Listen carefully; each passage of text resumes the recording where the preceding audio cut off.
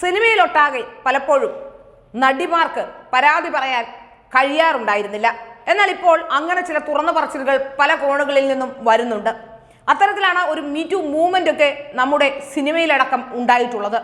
ഏതായാലും അതിനുശേഷം ഒരു സംഘടന, സിനിമയിൽ വനിതകളുടെ ഒരു സംഘടന, വുമൺ ഇൻ സിനിമ കളക്റ്റീവ് എന്ന് പറയുന്ന ഒരു സംഘടനയോട് നിലവിൽ വന്നു. എന്നാൽ അത് എത്രമാത്രം ഫലപ്രദമായി എന്ന് വ്യക്തമല്ല. പലരും പലതട്ടിൽ തന്നെയാണ് ഇപ്പോഴും നിൽക്കുന്നതെന്ന് വ്യക്തമാവുകയാണ്.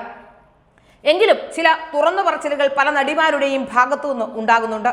ഇപ്പോൾ ഏറ്റവും പുതിയ തുറന്നു പറച്ചിലുമായി എത്തിയിരിക്കുന്നത് നടി മെറീന മൈക്കിളാണ്.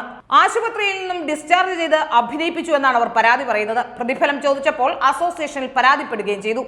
വെളിപ്പെടുത്തലുകളുമായി മെറീന മൈക്കിൾ രംഗത്ത് വരുന്നു. ഷൈൻ ടോം ചാക്കോയുമായുള്ള തർക്കത്തെ തുടർന്ന് നടി മെറീന മൈക്കിൾ ഒരു അഭിമുഖത്തിൽ നിന്നും ഇറങ്ങിപ്പോയത് വലിയ ചർച്ചയായിരുന്നു. ഇപ്പോഴതാ മറ്റൊരു വെളിപ്പെടുത്തലുമായി രംഗത്തെത്തിയിരിക്കുകയാണ് താരം. വയസ്സ് എത്രയായി എന്ന സിനിമയുടെ ചിത്രീകരണ സമയത്ത് തനിക്ക് അലർജി കാരണം ഗുരുതരമായ ശ്വാസതടസ്സം നേരിട്ടുവെന്നും എന്നാൽ ആശുപത്രിയിൽ കാണിച്ചതിന് ശേഷം ഡോക്ടർ ബെഡ് റെസ്റ്റ് പറഞ്ഞിരുന്നുവെന്നും എന്നാൽ ചിത്രത്തിന്റെ അണിയറ പ്രവർത്തകർ അന്ന് തന്നെ അഭിനയിപ്പിച്ചുവെന്നും ശമ്പളം ചോദിച്ചപ്പോൾ തനിക്കെതിരെ സംഘടനയിൽ പരാതി നൽകിയെന്നുമാണ് മെറീന മൈക്കിളിന്റെ ആരോപണം. വയസ്സ് എത്രയായി എന്നൊരു സിനിമയിൽ പ്രശാന്ത് മുരളിക്കൊപ്പം ഞാൻ വർക്ക് ചെയ്തിരുന്നു.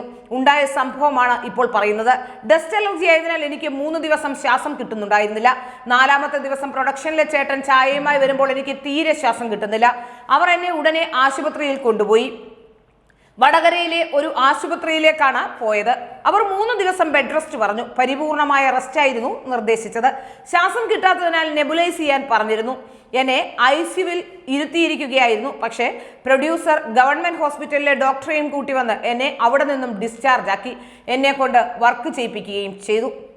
അന്നത്തെ ദിവസം വർക്ക് ചെയ്യിപ്പിച്ച് പിറ്റേ ദിവസം ഓഫ് തന്നു. അത്രയും മോശം അവസ്ഥയായിരുന്നു. എന്നിട്ട് ഇതേ ആളുകൾ തന്നെ നിർമ്മാതാക്കളുടെ സംഘടനയിൽ വിളിച്ച് ഞാൻ സഹകരിക്കുന്നില്ല എന്ന് പരാതിപ്പെട്ടു. അസോസിയേഷനിൽ നിന്നും ഓരോരുത്തരായി വിളിക്കാൻ തുടങ്ങി. ഞാൻ പ്രതിഫലം ചോദിച്ചതിന് ശേഷമാണ് ലൊക്കേഷനിൽ വന്ന് 6-7 ദിവസം കഴിഞ്ഞാണ് ആദ്യത്തെ ഷെഡ്യൂളിന്റെ പ്രതിഫലം ചോദിക്കുന്നത് തന്നെ. ഏതായാലും കൂടുതൽ വെളിപ്പെടുത്തലുകൾ വരുമ്പോൾ സിനിമാ രംഗത്തെ പല പ്രവണതകളും ഇപ്പോൾ പുറത്തു വരുന്നു. തന്നെ ആരോഗ്യം കൂടി ത്യജിച്ച വർക്കാണ് ചെയ്തത് എന്നാണ് അവർ പറയുന്നത്. പക്ഷേ പ്രതിഫലത്തിന്റെ കാര്യം വന്നപ്പോൾ താൻ പ്രതിഫലം ചോദിക്കാൻ ആരാ എന്ന് പറഞ്ഞ് അസോസിയേഷനിൽ പരാതിപ്പെടുകയായിരുന്നു. ഇതൊരു നടനായിരുന്നുവെങ്കിൽ കഥ മാറിയേനെ. പ്രശാന്ത് ആയിരുന്നു അവിടെയെങ്കിൽ ഞാൻ പ്രശാന്തുമായി ഇരുന്ന് സംസാരിക്കുമായിരുന്നു എന്നാണ് മൂവി വേൾഡ് മീഡിയയ്ക്ക് നൽകിയ അഭിമുഖത്തിൽ മെറീന മൈക്കിൾ പറയുന്നത്. ഏതായാലും വളരെ കൃത്യമായ നിലപാടുകൾ തുറന്നു പറയുന്ന ചില നടിമാരെങ്കിലും മലയാള സിനിമയിലേക്ക് എത്തിയിട്ടുണ്ട് എന്നുള്ളതാണ് ഏറ്റവും പ്രധാനപ്പെട്ട വിവരം.